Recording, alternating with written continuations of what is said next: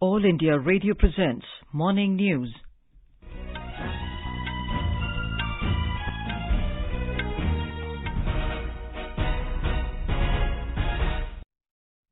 Good morning, I'm Anuja Kumar. The headlines. Political parties go all out to woo voters for first phase of Gujarat Assembly elections. Prime Minister Narendra Modi to address 3 rallies. Prime Minister to share his thoughts in Mann Ki Baat program at 11 this morning. Centre working to improve connectivity and infrastructure in North-East region, says External Affairs Minister S. Jaishankar. In cricket, rain interrupts second ODI between India and New Zealand in Hamilton. And in FIFA World Cup, France defeat Denmark 2-1 to become the first team to qualify for the knockout stage. Argentina beat Mexico 2-0 in group stage fixture.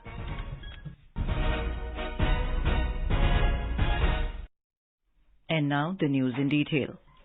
In Gujarat, campaigning continues in full swing for the first phase of Assembly election. Political parties are going all out to woo the voters. Senior BJP leader and Prime Minister Narendra Modi is scheduled to address rallies at Netrang and Kheda today. Mr. Modi will also address a public meeting in Surat after holding a roadshow. Home Minister Amit Shah will hold election meetings at various places. Union Minister Anurag Thakur will address a press conference in Ahmedabad. Apart from this, senior party leaders and Union Ministers Smriti Irani and Parshottam Rupala will hold public meetings and roadshows at various places. On the other hand, Congress President Mallikarjun Kharge will address meetings in Dediyapada and Bapunagar today. Senior party leader and Rajasthan Chief Minister Ashok Gehlot will also campaign in the state. National convener of Aam Aadmi Party Arvind Kejriwal will address a press conference in Surat and lead a roadshow for party candidates. Polling in the first phase in Gujarat will be held on 1st of December, while voting in the second phase will take place on the 5th of next month. Counting of votes will be held on 8th of December. Our correspondent reports that eco-friendly polling booths will be set up in the state to spread the message about the conservation of environment. The Election Commission has set up 180 eco-friendly polling booths in 33 districts during the assembly elections. It has been ensured that the material used in these polling booths does not contain the banned plastic material. The Election Commission has also instructed all political parties not to use single-use plastic and materials that adversely affect the environment during election campaign. Due to this order, political parties are using more publicity materials made by cloth and paper instead of plastic. Even single-use plastic items are rarely being seen at the offices of party candidates. With Aparna Khoot from Ahmedabad, Jitendra Dwivedi, AIR News, Junagadh. Prime Minister Narendra Modi will share his thoughts with the people of the country and abroad in the Mann Ki Baat program on All India Radio at 11 a.m. today. It will be the 95th episode of the monthly radio program. The program will be broadcast on the entire network of All India Radio and Doordarshan, AIR News website and News on AIR mobile app. It will also be live streamed on the YouTube channels of the AIR News, DD News, PMO and Information and Broadcasting Ministry. AIR will broadcast the program in regional languages immediately after the Hindi broadcast. Union Agriculture Minister Narendra Singh Tomar said that the Rabi area coverage in the country so far has increased by over 24 lakh hectares over last year. He said the wheat coverage has increased by over 14 lakh hectares as compared to the corresponding period of last year, which is the highest ever since last 4 years. The government has invited ideas and suggestions from people for the Union Budget 2023-24 to foster the spirit of Jan Bhagidari. The Finance Ministry invites suggestions from citizens every year to make the budget-making process participative and inclusive. It urged people to share their ideas and suggestions that can help transform India into a global economic powerhouse with inclusive growth. The last date for submissions is the 10th of next month. Finance Minister Nirmala Sitharaman has said that Bengaluru will host a meeting of G20 finance ministers and central bank governors in February next year during India's tenure as the president of the G20 grouping. The minister was speaking at the Vananam Startup Inclusivity Summit in Bengaluru yesterday. Mr. Sitaraman has asked the startups to utilize this event to showcase their profile to the visiting international guests. Speaking about other issues, the minister said rapid growth in digital transactions has ushered in transparency and empowered customers.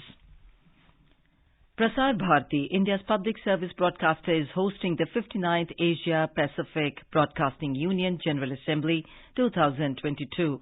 The conference began in New Delhi on 25th of November and will continue till 30th of this month. The theme of this year's assembly is Serving the People, Media's Role in Times of Crisis. The event coincides with Azadi Ka Amrit Mahotsav to mark the 75th year of India's independence.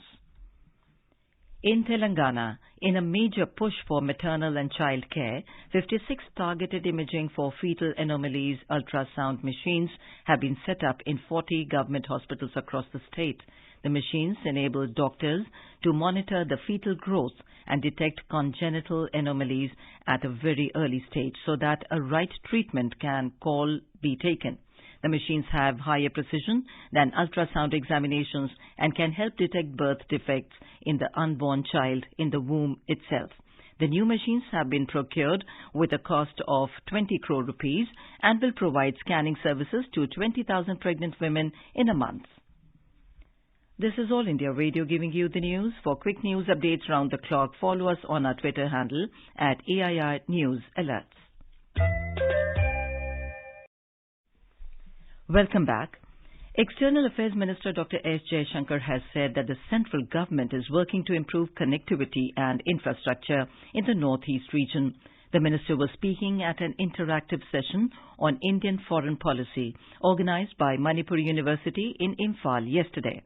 Stressing the importance of improving connectivity in the Northeast, Dr. Jaishankar said it would open up a gateway to the wider world and expand its access to global markets and workplace. He spoke about the intensity of the globalized world and its impact on their lives, and also shared views on how the world perceives India today and the global significance of the country's achievements. The minister reached Imphal yesterday on a 3-day visit to Manipur. Dr. Jaishankar also interacted with the business community in Imphal. In a tweet, the minister said Modi government is giving utmost priority to the development of the Northeast, including Manipur. He said it is visible in both resources and attention. 3 movies starring veteran actor Asha Parekh are being screened at the International Film Festival of India, or IFFI, in Goa as part of the retrospective section. These films are Teesri Manzil, Do Badan and Kati Patang, which were suggested by Asha Parekh herself as her 3 favorite movies. The 80-year-old Dada Saheb Phalke awardee attended the screening of her film Kati Patang at IFFI last night.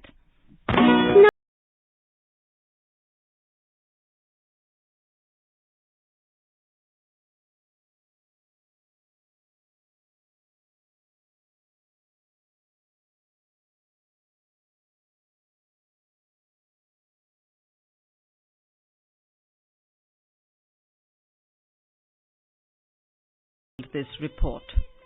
Asha Parekh is one of the most decorated actors in the country. She began her career as a child artist under the screen name Baby Asha Parekh. She made her debut in films as the female lead in Dil De Ke Dekho in 1959 alongside Shami Kapoor. She was only 16 at the time. After that, she worked in many hit films like Jab Pyar Kisi Se Hota Hai, Fir Wahi Dil Laya Hu, Teesri Manzil, Baharon Ke Sapne, Pyar Ka Mausam and Karwan, to name a few. Asha Parekh used to be called the Hit Girl for giving a series of hit films. She also acted in a few Gujarati films, out of which Akhand Saubhagyavati was a huge hit. Ashok Shukla, AIR News, Goa. On to sports. In FIFA World Cup football, France defeated Denmark 2-1 in their Group D encounter, becoming the first team to seal a spot in the round of 16 in Qatar last night. In the other fixture, Argentina thrashed Mexico 2-0 in their Group C clash. Here is a report in detail on the 2 fixtures.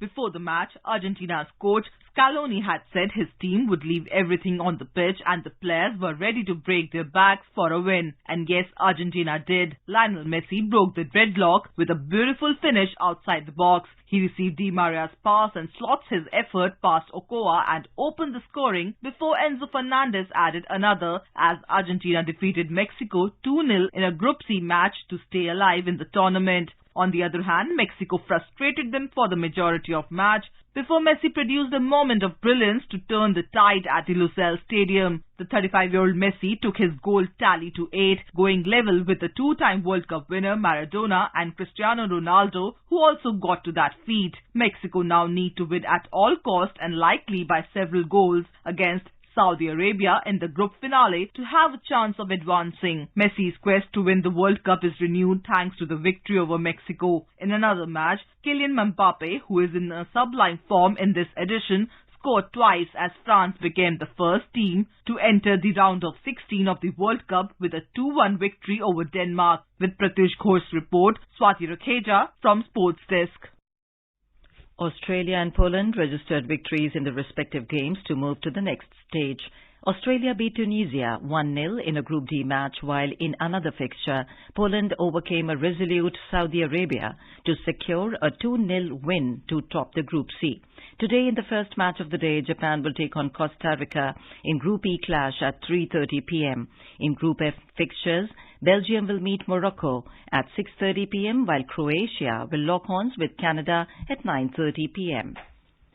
In cricket, New Zealand won the toss and opted to field against India in the second one-day international of three-match series at Ceylon Park in Hamilton this morning. However, even before the first 5 overs could be completed, rain forced umpires to call for covers.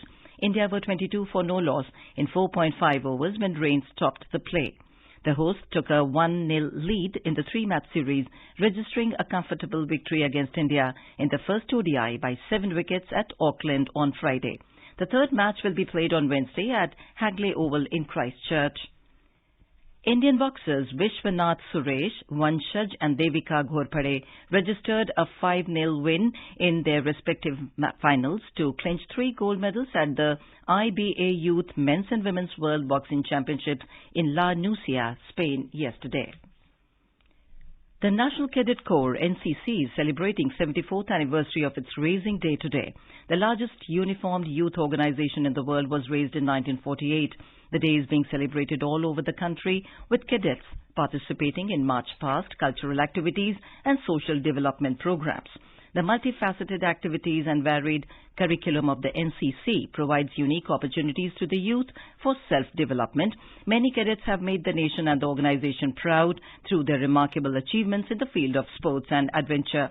The NCC has also been a platform for harnessing international relations for over 4 decades. And now, for an overview of today's newspapers, it's over to Renu Kataria. Thank you, Anuja.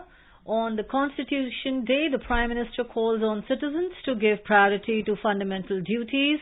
Quoting the PM, Hindustan Times writes, Constitution is India's biggest strength. Birth certificate to be made mandatory for jobs, driving license, passport, voting rights, cites The Hindu. All the dailies have mentioned about the 40-point manifesto of BJP for the upcoming assembly elections, promising UCC anti-radicalization cell 20 lakh jobs in Gujarat, writes the Times of India. An Economic Times headline says festive season not over for EV companies as sales hit top gear. US scientists develop mRNA-based vaccine against all types of influenza, reports the Sunday Pioneer. And finally, a principal of Shimla School offers incentives to students to do well in their upcoming exams. The Tribune writes, principal offers free air rail travel to toppers. And now, before we end the bulletin, the headlines once again. Political parties go all out to woo voters for first phase of Gujarat Assembly elections. Prime Minister Narendra Modi to address 3 rallies. Prime Minister to share his thoughts in Mann Ki Baat program at 11 this morning. Centre working to improve connectivity and infrastructure in North-East region, says External Affairs Minister S. Jaishankar. In cricket, rain interrupts second ODI between India and New Zealand in Hamilton And in FIFA World Cup, France defeat Denmark 2-1 to become first team to qualify for knockout stage. Argentina beat Mexico 2-0 in group stage fixture. And with that, we end the morning news. Have a nice day.